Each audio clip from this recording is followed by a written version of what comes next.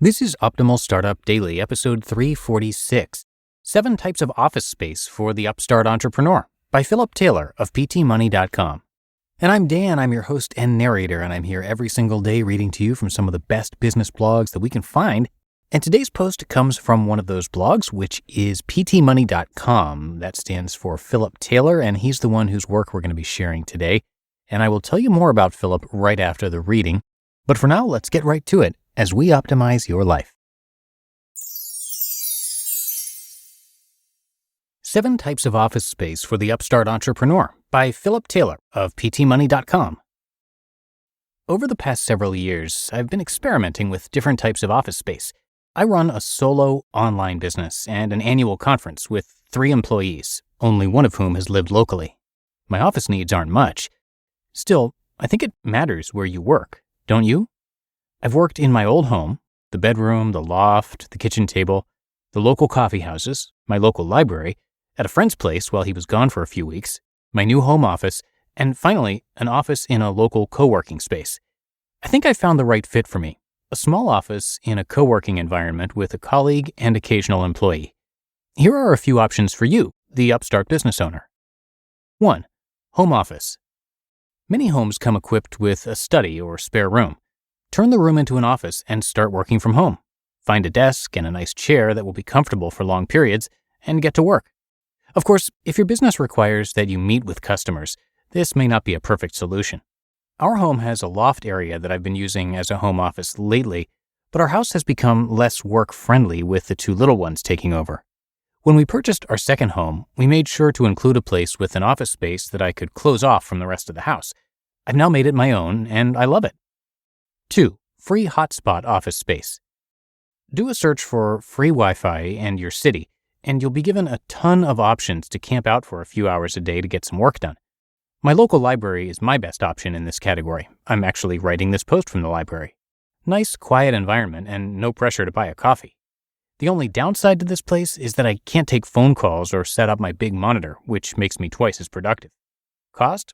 Approximately a cup of coffee a day. 3. Virtual office space. If you have a home office but you just need a place to make you look official, then consider a virtual office. For as little as $25 a month, you are given a physical address, fax number, does anyone still need that? Answering service, and rights to rent a conference or office space for a daily rate. This is a good option for those who only need to meet with a client a few times a month. Not a good option for me, though. Cost? $25 to $100 a month. 4. Co-working office space. With so many people working from home these days, either with their own business or because they are telecommuting with their employer, the demand for shared working space has risen.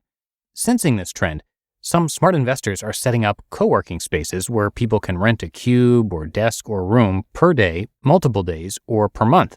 Being a member also gives you rights to the kitchen, copier room, mail room, etc. This is where I would really like to work. It would give me the personal space I need without the expensive rent. Plus, I get to be around other like-minded entrepreneurs on a daily basis. There are now several co-working spaces close to where I live. The downside of this type of space is, of course, that you're paying rent but don't get to completely control the space. Cost? $50 to $500 a month, depending on your level of membership. 5. Leased office space. Through the years, I've tried a couple of varieties of office space, and now I love my little office away from home. I feel like everyone eventually comes to that point with their business where they need a dedicated space outside the house. You just need a stable place that you can count on, a place to set up your monitor and printer, a place where you could make phone calls, record a podcast, etc.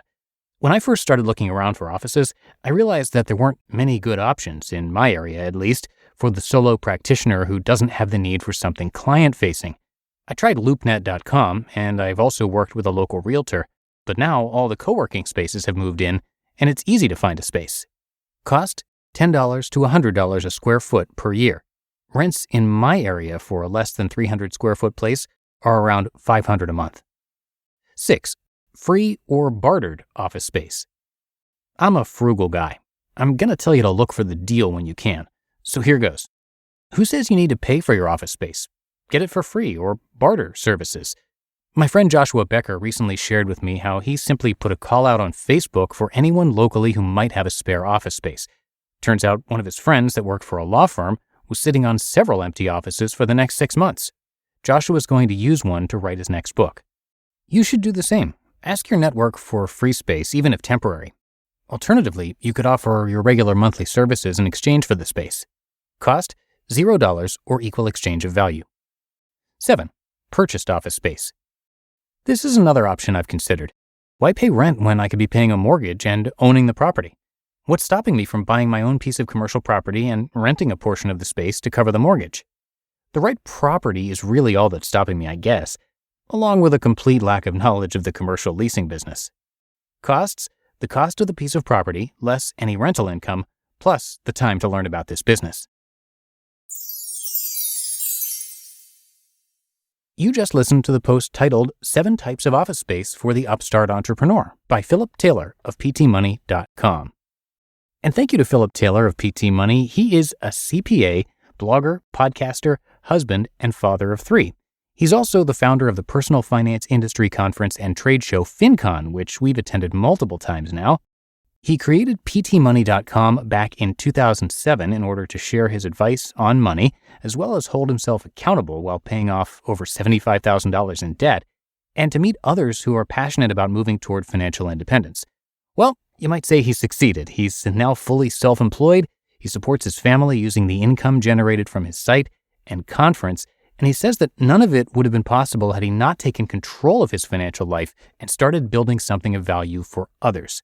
So, come by ptmoney.com for a lot more, and thanks to Philip for being a longtime supporter of our network of podcasts. That's going to do it for me today. Hope you're having a happy Saturday if you're listening in real time. I thank you for being here, and I'll see you back here tomorrow for the Sunday show, where your optimal life awaits.